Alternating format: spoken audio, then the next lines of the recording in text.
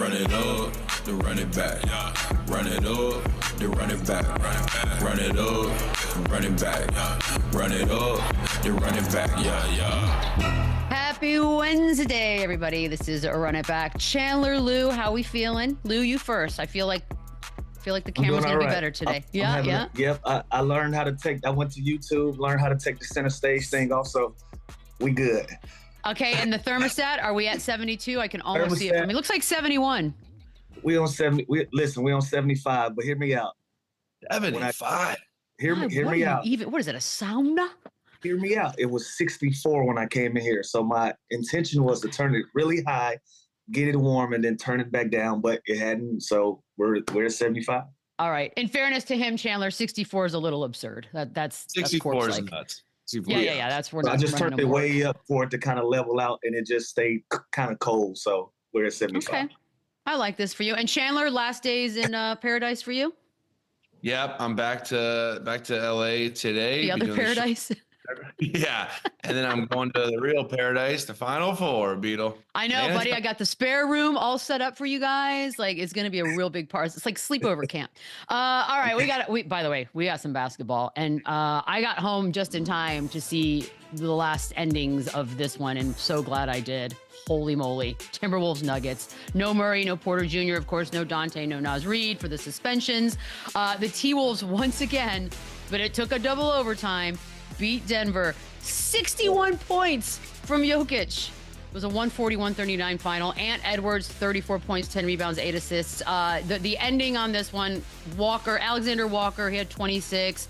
Most points by a player in a game this season is the 61 that Jokic had. I'll say his third 60-point triple-double in NBA history. That's that. But it's the ending. So let's just get to it. Russell Westbrook misses a layup. That would have put Denver up by 3. And then does that, the foul on the 3, and then the free throws is what seals it for Minnesota. So take me through it, Chandler. It's such a high and low turn. Yeah, I mean, if you take this layup at this point of the game, up 1 with 10 seconds, you better make it, is the only problem here. And obviously, he had a run out. You want time to go off the clock, but if he simply just dribbles this ball out, makes 2 free throws, the game is probably over. So that's tough. And then you capitalize it by fouling a shooter, which I thought, honestly, the foul happened after the clock, but the replay kind of showed it was 0.1, which this was a crazy game. This is one of the most exciting games of the year. But as a vet player, that was a mental lapse from Russ. You have to, if you're going to take that layup, like I said, you got to make it. Just dribble the ball out, play keep away, let the time expire, or get fouled and go make those 2 free throws. But don't make one mistake. It's just 2 mistakes by fouling the shooter. But that was also a great play by Anthony Edwards. He got in the paint, drew 2 defenders, and kicked it to the open man. But yeah, this is kind of a mental lapse by Russ here. But man, this was an awesome game. Chandler, I'm gonna hit you with a term that we always used to hear in practice. You remember compound mistakes? Don't make compound mistakes. When you make compound mistakes, when you do one bonehead thing and you try to correct it and you just end up doing another bonehead thing, that was a compound mistake by Russell Westbrook.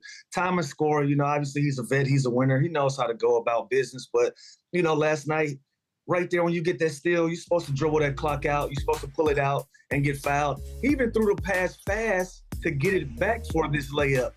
He's supposed to know. He's supposed to have the awareness to know to keep this basketball, get fouled. And then, on the other end, you're still not matching up with anybody. Leave your guy wide open for 3, and then you foul him as well. So, just a lapse mentally for Russell Westbrook here.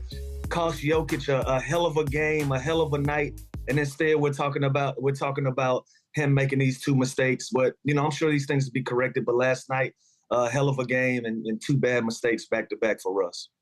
And what really was tough? It was like, oh wow, Denver figured out a way to beat them finally. Okay, we got ourselves a thing here, and it still didn't work out. What I love most about this one as well, besides the 61 from Jokic, is Anthony Edwards talking about it after the game. Here he is. That might have been the best game of my life, that I've been a part of. Nikola Jokic, bro. Oh my God, he might be the best basketball player I've ever seen. Oh wait, the end is besides myself. We cut that off because he does say besides me. Yeah, I don't know. I don't know if we're doing games of the year so far. This one had 21 lead changes, 13 ties. It was excitement from top to bottom. Chandler, would you say maybe we've got our game of the year here? Yeah, I mean, this was awesome. And no Jamal Murray, too. Jokic obviously steps up. Aaron Gordon, who's been great offensively all year long, he steps up. And this really just came down to, the final moments. And there was 4 ties even in second overtime alone. So this game was back and forth, back and forth. Guys continued to step up and make big shots, to make big plays. I think it was the game of the year. I think you got a little bit of everything from the stars. Anthony Edwards was fantastic. Jokic, obviously 61, 10, and 10 is the craziest stat line again. I'll say it again. This is going to be the best season to ever not win the MVP this year. The dude is just out of his mind. And I love the Anthony Edwards interviews afterwards. I love how, win or lose, like, again, I think he needs to control himself a little bit and have a balance of it. But comments like this are why people love him. The charismatic personality, the way he talks. It's just awesome to hear someone so honest and truthful in a post-game presser like Anthony Edwards, saying that kind of stuff, and then making obviously a lighthearted joke besides himself. But yeah, this game was awesome. I hate that, and I hate for this for Russ, because again, he's better than this. There's no way he should have put himself in those 2 situations right there. But yeah, hell of a game, and I'm giving it the game of the year. Game of the year. I gotta come clean, guys. I was watching McDonald's All-American game last night.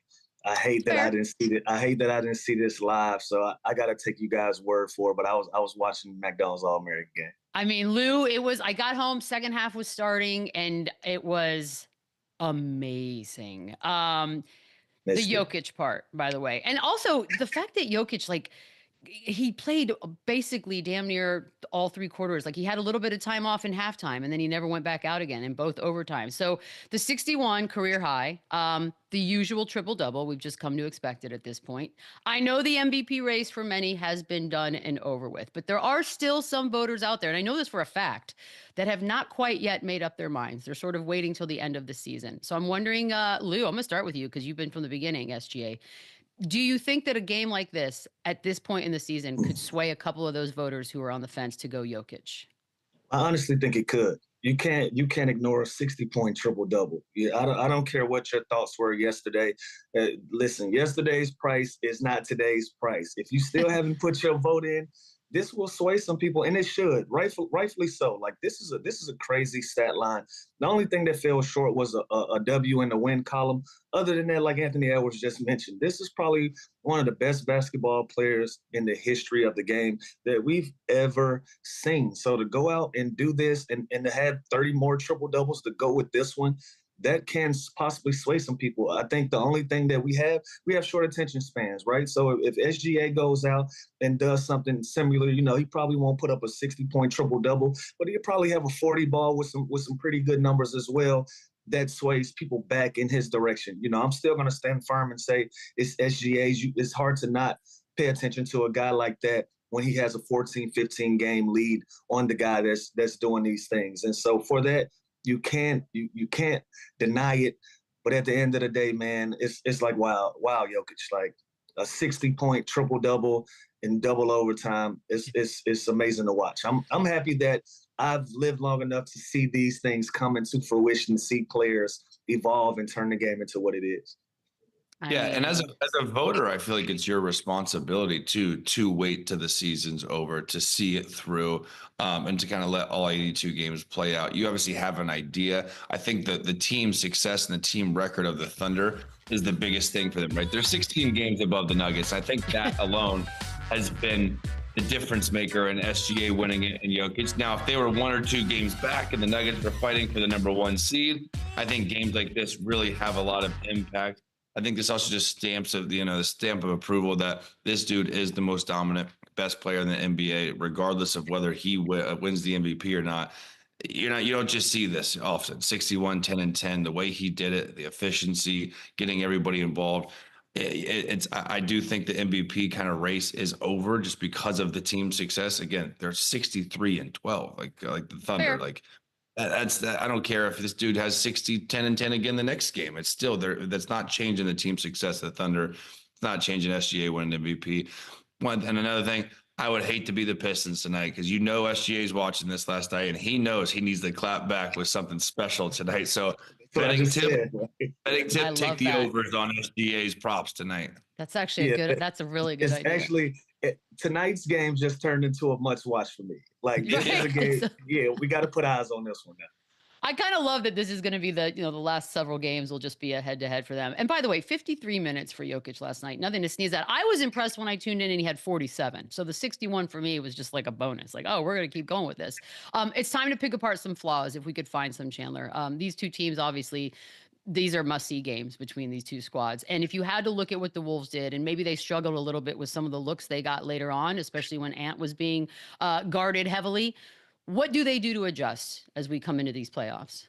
Well, the Nuggets threw a lot of different things at him last night. You can see here, they trapped him at half court. They kind of took the ball out of their hands, and they made these other guys make shots, which sometimes on this lineup, they didn't have the best shooting out there. Mike Conley made some big ones. McDaniels made some big ones.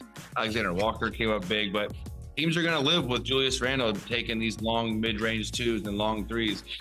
They're going to need anybody besides Anthony Edwards. So I think as their team, they are going to find the ways to be successful on the offense end with Anthony Edwards kind of getting double teamed, getting blitzed, playing a 4-on-3 on that backside when they come out of that double. So there's going to be some adjustments. I don't know where Rudy Gobert fits in offensively when they do it like this. I mean, he's still a lob threat. He's still going to kind of clog up the paint, but I think you need shooting spaced around Anthony Edwards, especially if he's going to be getting guarded like this. And on the flip side, Denver, it's Jamal Murray was out last night too. So I think we take this loss with a grain of salt. It was a hell of a game, but their team was not complete. It's going to come down to defensive stops for the Nuggets, and that's always been kind of their thing.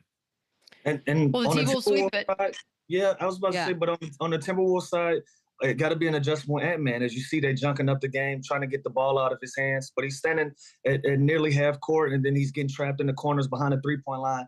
He's going to have to start playing free throw line extended. If he catches that ball at the free throw line, it's impossible to send two guys at him when he's 15 feet away from the basket. I know he doesn't like to post up as much, but this is also another opportunity to add to your bag, start putting your back to the basket. If they're going to start trapping you on the block, then you got guys that can cut, you got guys that can slash, and it's going to make it difficult for those doubles to be effective as they were when you were at half court. So I'm sure he'll watch the film. They'll make those adjustments, and if they run into each other come playoff time, this is going to be one to watch.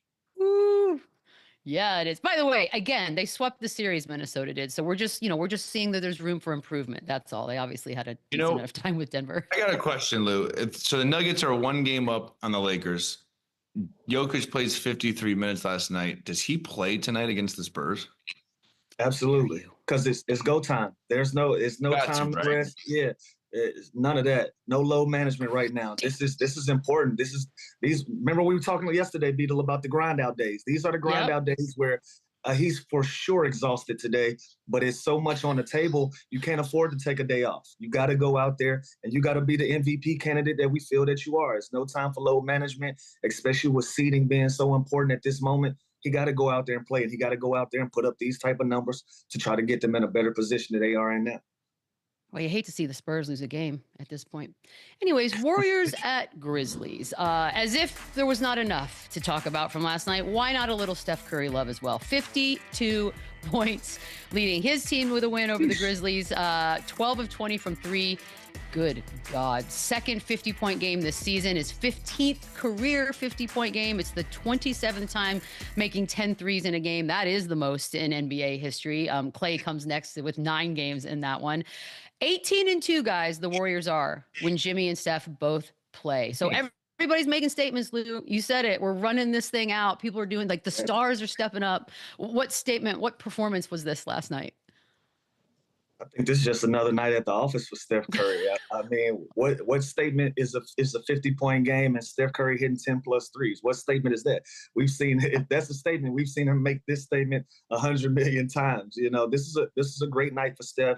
Great night for the Golden State Warriors, especially being on the road at this time of the year, having that type of performance to go out there. And it looked like he was out there by himself. He was catching the ball with one hand, flinging it up, doing everything that he wanted to do on the floor. So no new statements were made. The one thing that we can pay attention to, like you said, in a 20-game sample size with Jimmy Butler being on his team, that team being 18-2, we didn't see that coming. You know, we were the ones that were like, let's see how this play out.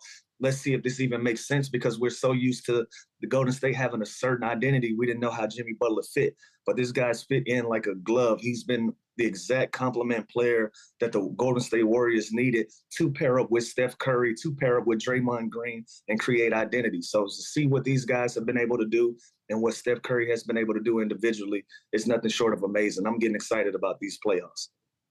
18. Yeah, if this game wasn't the same night as Jokic on national TV having 61, 10, and 10, I think we're opening with this game, obviously. And this is, 12 for 20.3. I think he's probably more mad he missed those 8 than made the 12. This is just another day in the office. It's crazy, too. The attention he creates, the conditioning he has. It's nuts. The whole scouting report and game plan, and Lou obviously knows this, is to stay on him. There's no help side defense. There's no, you're kind of top blocking him off screens. Your face guarding him. Your whole focus when you're guarding Steph Curry is to not let him shake free. And he still finds a way to shake free 20 times last night just because of the constant movement.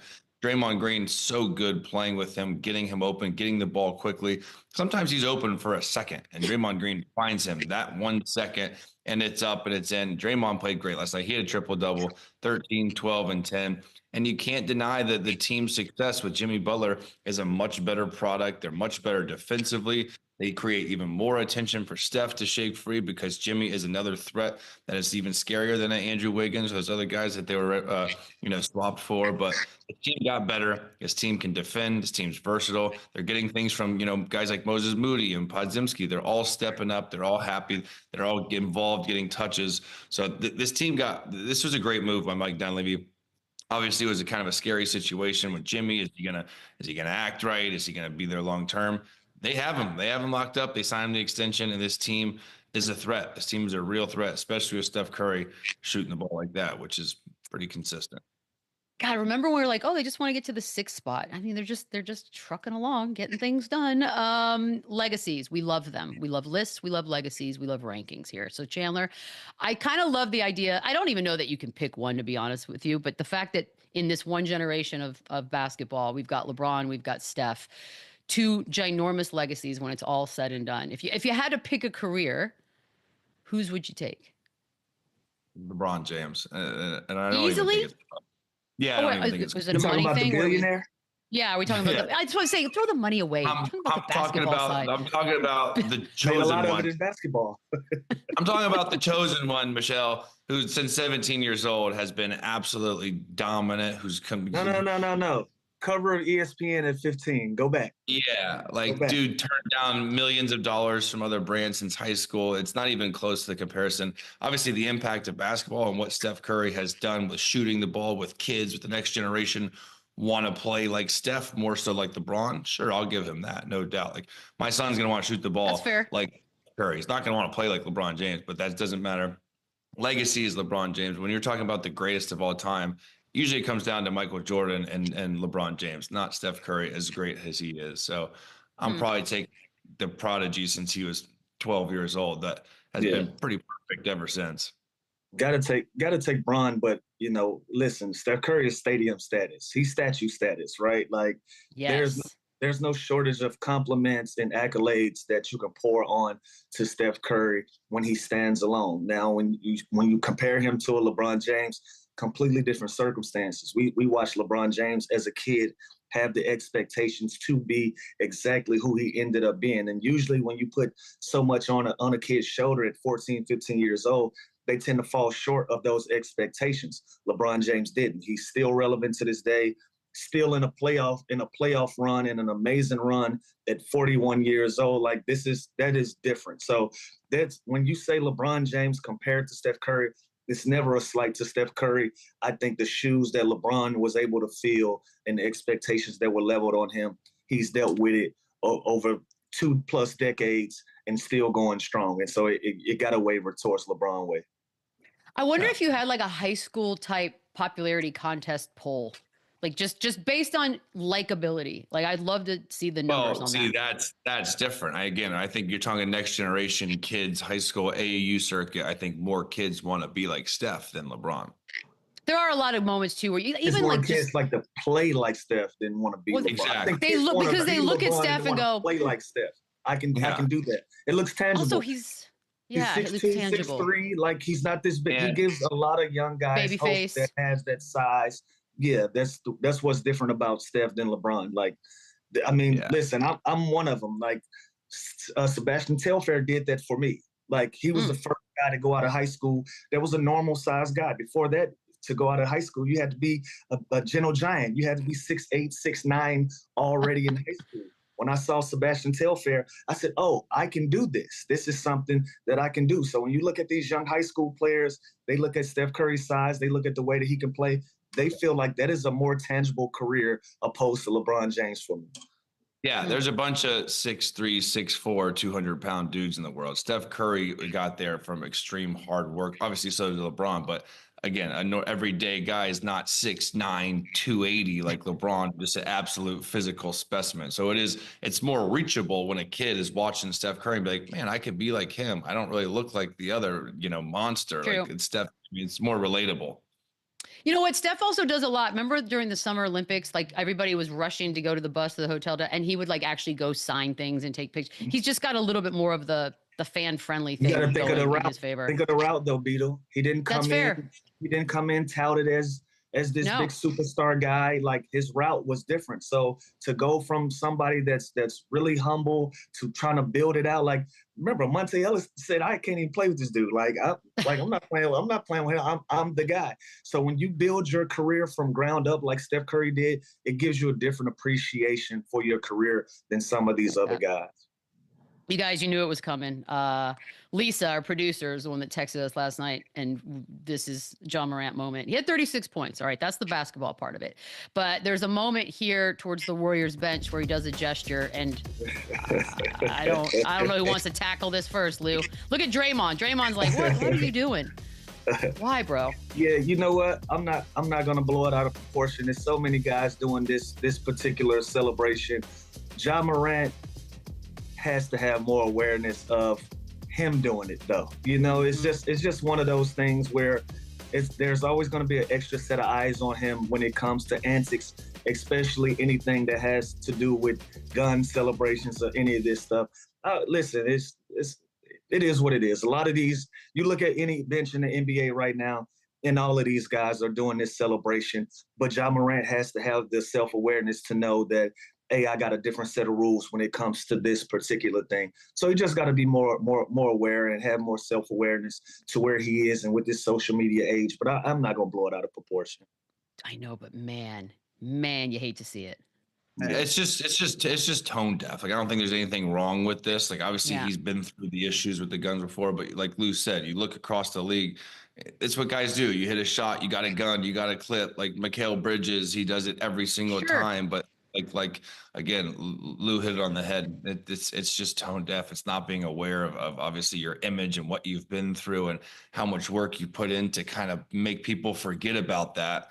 And then you do this again. It's just like, come on, man. Like there's obviously, I don't think it's the biggest deal ever, and I don't think we should blow it up either, but it's definitely not smart, and he should not be doing this for the rest of his career just based on the stuff he's done before. Yeah, he can do any celebration ever. All of the celebs, just not two that. guys that just can't do gun celebrations no more. Ja Morant and Gilbert Arenas. Yeah, just stay away from it. Yeah, anything else. Stay away from it. Anything else, free game. Just stay away from it. But like I said, this not a big deal. I won't blow it out of proportion. The funny thing is, laughing and looking at Draymond, he did want the tee. Like, bro, you can't point guns at our bench. Like, we want our free throw. Yeah, there were a couple Warriors that were like, hold up. And they kept it moving. Suns Bucks, another game. There were a lot of pretty good games last night. It's a good night. Bucks defeat Phoenix. They snapped their 4-game losing skid, 133-123. Giannis, 37 points, 6 rebounds, 11 assists. Rollins, 23 points. Booker, the other story of this one, 39 points, 11 assists. Considering that the Suns, we know about the payroll, it's the highest in the league. 3 players have made 3 All-Star games. They have been the biggest disappointment of the season. I think we all agree on that. Chandler, this is, I don't know. At this point, I've sort of given up on trying to blame one person for this, but where are you on that? Like, where does the blame go here? I mean, it's a collective effort. I just don't think it's a fit front office wise with these guys. It just didn't work. You know, they tried. I respect them trying. They go from Devin Booker playing point guard to bringing in guards like Jones and Monte Morris, which I honestly thought would make a huge difference. I thought, man, they finally got point guards now to get these guys in their spots to set up the offense. You know, he'll get everybody involved. They'll keep it. And there was flashes of greatness there. It just hasn't worked personnel wise. It hasn't worked spacing wise. They are atrocious defensively. So it doesn't matter how many points they're scoring. They're probably giving up more on the other end. That has to, and so that to me falls on the coach. That falls on Bud and that whoever their defensive coordinator is. It's been enough games now to make to make more effort than what they do.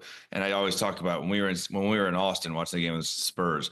It was everything. It was they weren't talking, they weren't playing hard, they weren't diving on the floor. The guys were getting out of the way when they could take charges. Like it was a pitiful, defensive performance, and that stuck with me. And now every time I watch a game, they consistently do that. So as good as they are offensively, as good as those three guys in particular are, it just never worked. And I think it's a collective effort that everyone's got to take responsibility for this. And I'm almost certain that they're going to move on this offseason. I don't think they're going to fire Bud. I think they're going to kind of rearrange that roster before they do that. But just it's disappointing. Way too much talent on this team to not even make the play-in with those three guys on a roster. I don't care what else is happening, how many injuries.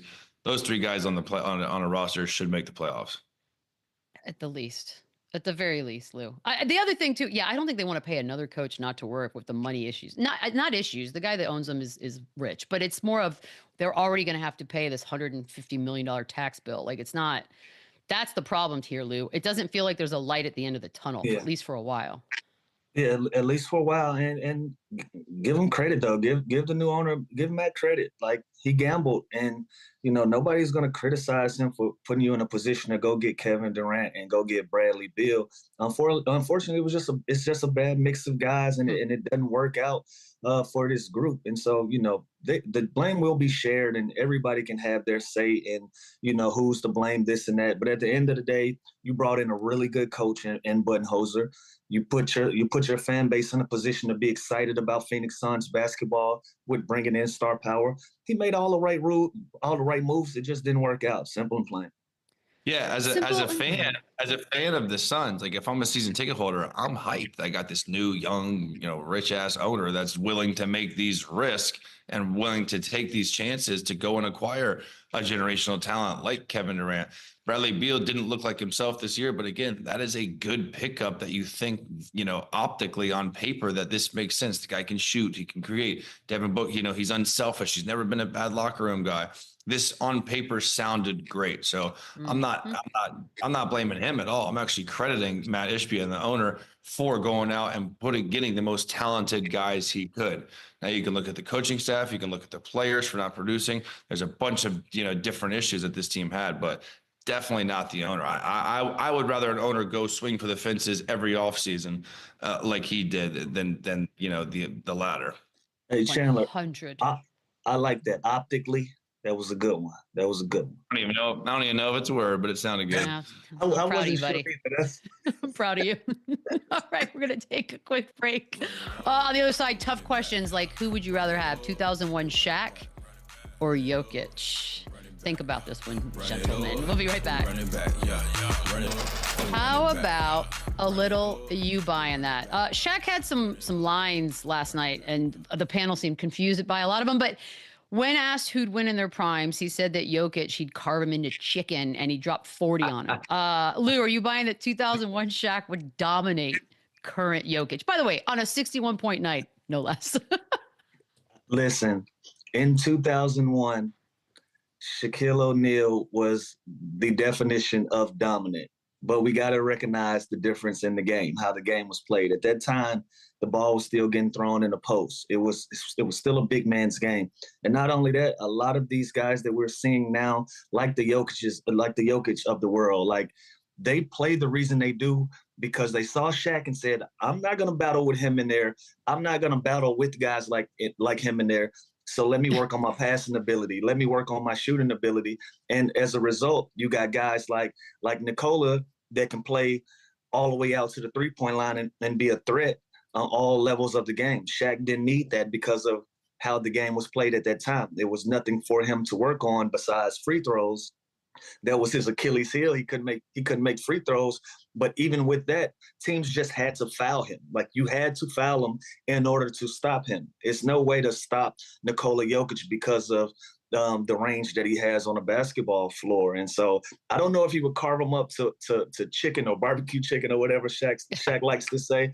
But at that time, if this game is going to get played in 2001, it's going to go Shaq's way 1,000 times out of 1,000 times. And he's 1,000.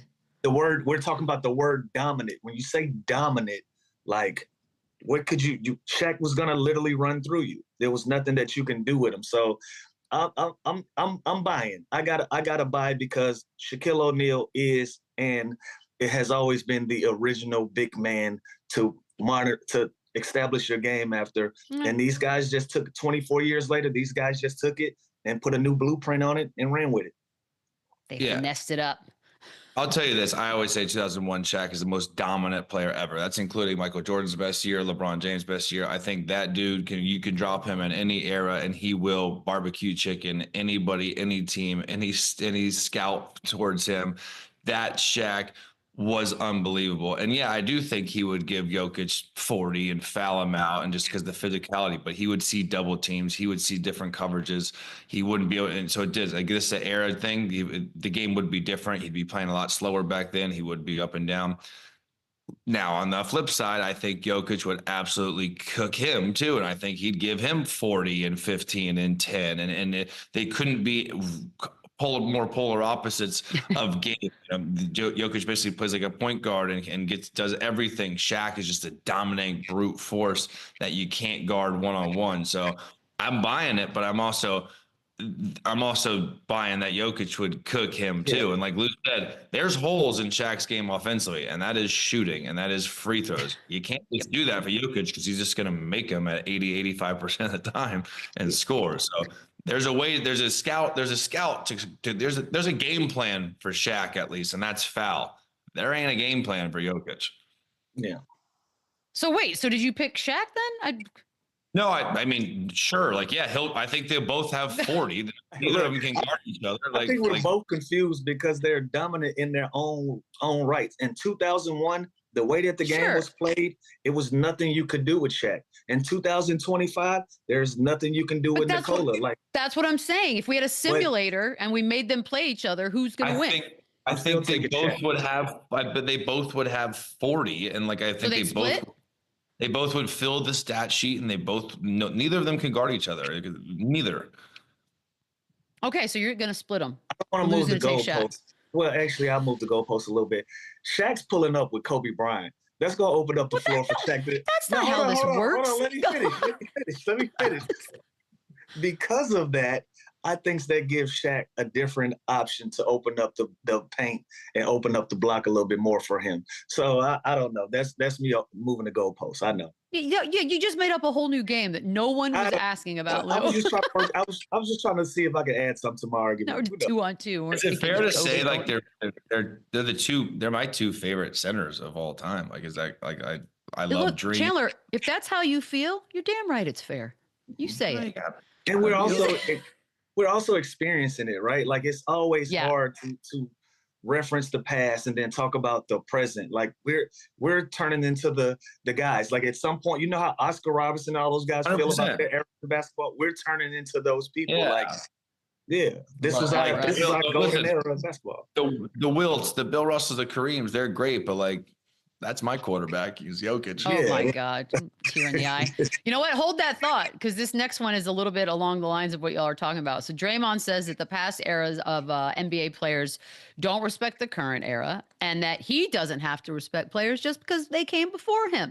By the way, no other sport does this, just for the record. No other sport has players talking about the past or whatever. But are you buying, Chandler, that the current doesn't have to respect the past?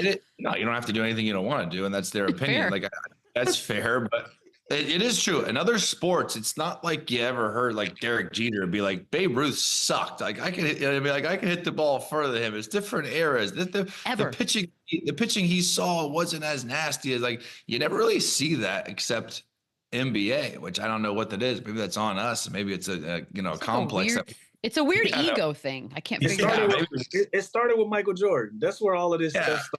Michael Jordan set the bar so high that in order for anybody to even try to get close to him and you got compared to him, it was just like, no, it's no way that we're comparing these guys to Black Jesus. Like, think about the Harold Miners of the world and all these guys that they would call him Baby Jordan back in the day. Like, they just set the bar so high for Michael Jordan and his personality and what he did for the game that's where this compare culture came from. I think after that, you just start throwing other guys in. You know, besides us, probably football and quarterbacks, they do it. But other than that, it's just the NBA that has this compare culture, and it's getting to the point where it's just toxic, and we can't even celebrate. It's weird. Anybody. Because you never heard, like, Tom Brady wasn't like, Joe Montana sucked. Like, that's not a thing that was ever said. Because the rules have changed so much in the NBA, more so than NFL and MLB, where the physicality is different. So, like, I play golf with John Barry all the time, ex-NBA player, used to do TV stuff. He's so stuck on, like, Steph Curry wouldn't be able to shake free because Gary Payton and Ron Harper would be holding him and hand checking him. And, like, it's like, that I think is the biggest complex of just because how it's officiated now and the physicality of it. The older guys don't respect because they think we're soft. They think load management is our idea. They think that the new age players couldn't sustain the physicality of back in the day. New age players think the players back in the day just simply weren't as good as us. So, like, that's where the kind of there's a a rift there. But I think it's important to respect, obviously, the players before you. Like, there were some real greats, obviously. There's no doubt. But as a player now, there definitely is, like, this animosity between old players and current players. And I think it's because of the way the game has gone and the physicality and all the threes and all the money. It's a jealousy thing. Money. I think the money might be a really big part. This is the part I agree with Draymond. The older guys don't necessarily respect the current guys either. So you don't have to bow down to these guys just because they played 30, 40 years ago. And what you just said, Chandler, like, the NBA was almost dead in the 80s. Like, the NBA was almost out of here. It needed Magic Johnson. It needed Larry Bird. It needed Michael Jordan. And at the point when it got to the point where they couldn't hold and just foul Michael Jordan, that's when the game began to change. Like, low scores and all of that. Like, we have so many guys from the 70s and 80s that we tout as these tough guys, and it was like all they did was foul. Like, what was the skill? Like, what's the skill there? So I'm not trying to be double disrespectful, but the reality is we have guys in our sport that from that generation of time that we respect because they fouled the hell out of everybody. And like Bill Lambier. Bill Lambier was his brute force. Couldn't you just put, like, Mason Plumlee at that time just to foul people? Like, you know what I mean? Argument. That's just discussion. Yeah. If he's on the right team, he's going to have a great role. So again, like, I was in a meeting when Oscar Robertson said that Chris Paul couldn't even be in the same gym with I forgot his name now. But anyway, again, there's just this disconnection in respect, and we'll never get to the bottom of it. But back to the bottom line, I agree with Draymond. We don't necessarily have to respect who respects you. Simple and plain. Think about this, Lou. Like, Bob Cousy was the guy. I was going to ask if it was Cousy. It always is. It's always Cousy. And you know what's crazy? I recently just seen Bob Cousy on the Celtics documentary, and he even said, like, "Oh, we couldn't play with these guys right now." Like, he even said it. Think about That's this. funny because he's in every argument. Dylan Brooks today is known as just, like, dirty, kind of rebel, bad boy. Instigator. You can just be a normal player back then. But, like, now it's because of the game. Like, so think about that. I bet you players, old school players, like, prefer, like, a Dylan Brooks who plays like that type, the way he plays, than like a skilled, like, you know what I mean? Like, isn't that, but it doesn't make sense. And it all stems the money. We make more money than they make. A lot of money. Hate, jealousy kind of thing, which I totally get. I kind of somewhat feel the same way about these guys now making 60. Chandler Parsons, you better take a seat right now, Chandler Parsons. Somebody make $1 billion in basketball, and somebody's going to be pissed. Like, well, also, I think because it'll be it won't be like just the top guys that are going to be making these crazy amounts. It'll be sort of the middle guys, and everyone's like, hold up. It's just, but by the way, that's just I'm mad evolution now. of everything. What these guys make off the bench. I'm mad now. That is the problem. Like Larry Bird is watching this and Tobias Harris making $300 million. And he's like, I was so much better than that guy. So I think that's natural to feel that way. And think of how much easier it is to just travel. Everything's just better, more lux, more all of it. Well, thank you, Draymond. You got a whole conversation out of that one. Anonymous GM time, Lou. Straight at you on this one. Anonymous GM claims that you can't win multiple playoff series with Ja as your best player. You buying that? I don't want to buy that, but he's only won one playoff series so far. You know what I'm saying? Yeah, I don't want to buy that. I don't want to subscribe to that with everything. Like, we're still very early in Ja Morant's career. Let's not forget that. We live in a world where what have you done for me lately? He's still building. He's still building legacy out. Like, you don't know what position he's going to put the Memphis Grizzlies in this year. They're in a rut right now. Fair. Granted, yeah, they're in a rut right now. Granted that, but he's still building it out. So for that GM to say that at this time, it's valid. He's only won one playoff series so far, but I'm not buying the fact that in the totality of his career, he'll never be the number one guy. I'm not buying that. Yeah, 2 things. Put your name on it for starters. If you're gonna say that. Yeah. Second of all, don't make me the guy to have to answer to your anonymous ass. Like, now you have to put your name on something. Now you have to put your name on someone that someone is not putting their name. Now, by the time we get off of air, the whole city of Memphis is gonna be mad at me because I said I have to agree with him. It's like, no, like put your name on it, but the record states what the record states is what it is. This anonymous little ghost is also right. Ja Morant is 7-12 in the playoffs. Like, he's won one series. Like, I disagree because I do think Ja Morant is a 1A type player on a championship team. I think he is that good. Now, I think 2 and 3 and 4 option on that team have to be very good. They have to be able to shoot the ball. They have to make up for what he doesn't do great. But Ja Morant is awesome, and Ja Morant is electric. Ja Morant is going. Is he the best player on his team now? He's the best player. Yeah, he's the best player. I mean, Jaren Jackson. Could you not make the argument for Jaren Jackson a little bit? No, Ja Morant's the best player. Jaren Jackson might be the most valuable just because what he does defensively and shot blocking, things like that. But Ja Morant's the best player on that team. And is it also an insult if you're 1B on a championship team? 1A, 1B? No. Jaylen Brown's technically 1B, but he was finals MVP. So, I don't think that's an insult necessarily either, but I get it. And Jaren Jackson doesn't have the profile that Ja Morant has. Ja Morant has a signature shoot. He has all of these different things, and that comes with responsibility. So you have to add that to being the best player on a team argument as well, not just the stats. Guys are going to have better years. I've led 5-6 different teams in scoring. That didn't necessarily make me the 1A or 1B guy on that team. You just have different years where other guys are having better years. But all in all, you're going to build around Ja Morant.